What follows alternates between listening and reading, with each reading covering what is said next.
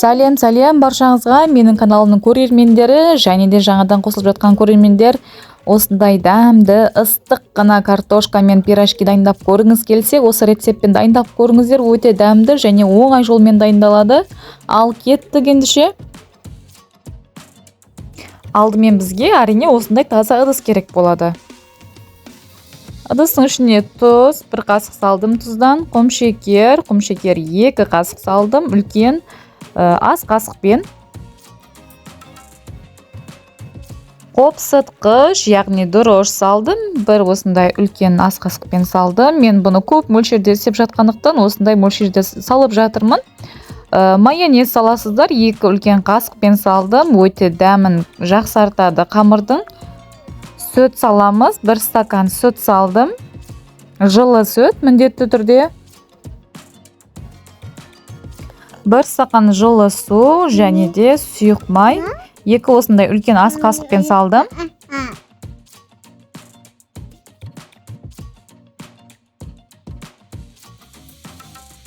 Un саламыз. Мен бұл жерде 500 граммдай un салдым.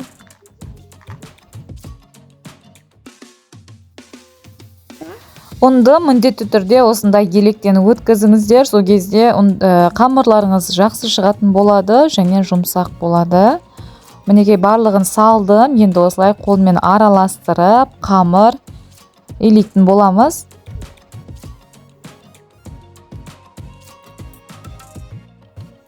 Каналыма тіркелмеген болсаңыздар, міндетті түрде тіркеліп отырыңыздар.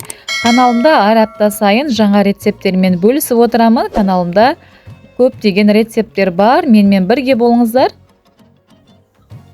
Қамыр дайын, енді қамырды жылы жерге 1-2 сағатқа қоямыз. Оған дейін ішіне салатын салмасын дайындаймыз. Бізге осындай картошка керек болады. Мен бұл жерде үлкен 3 картошка қолдандым. Және де бізге пияз керек болады. 2 үлкен осындай пиязды қолдандым. Пиязды майдалап турап, табаға салып қуырып аламыз.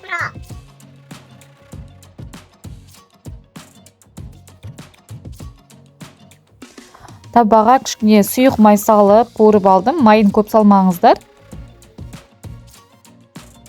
Апта сайын сіздермен осындай пайдалы рецепттермен бөлісіп отыратын боламын. Каналымда бұдан да басқа холодецтің рецебі және арықтауға рецепттер бар. Және алдағы уақытта жеңіл тағамдармен бөлісетін боламын.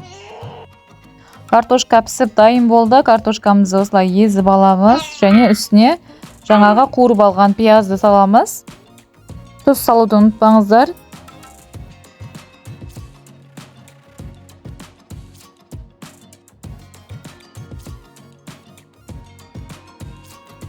Енді ішіне тұз, қара бұрыш және кішкене қызыл бұрыш қостым.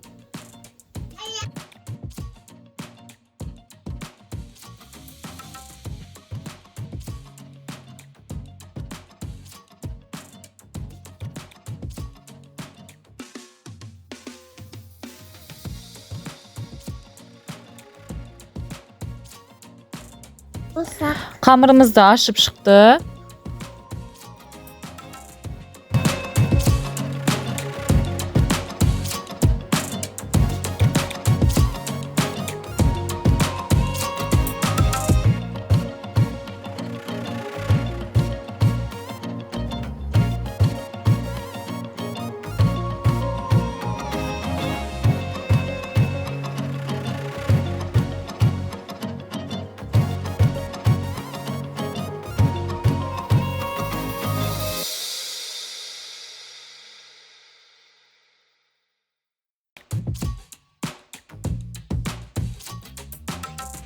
Қамырды жайдық. Енді осы домалақтап осылай кесіп аламыз.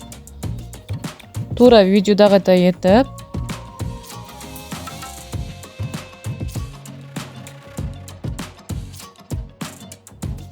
Ішіне салмасын салып, осылай түйуді бастаймыз.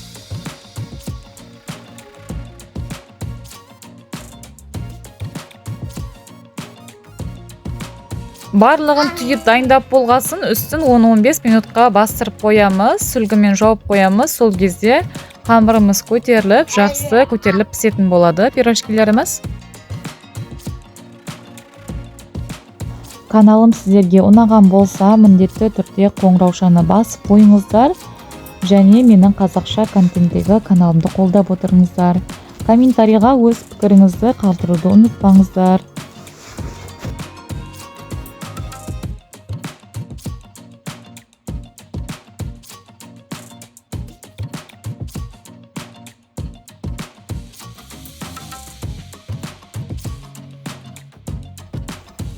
Неге пирожкилерімізді осылай қуырамыз, көріп тұрғандарыңыздай көтеріліп, әдемі пісіп жатыр. Қамырымыз жақсы ашығандықтан осылай көтеріліп, жақсы пісіп шықты. Біздің пирожкилеріміз барлығын пісіріп алдым.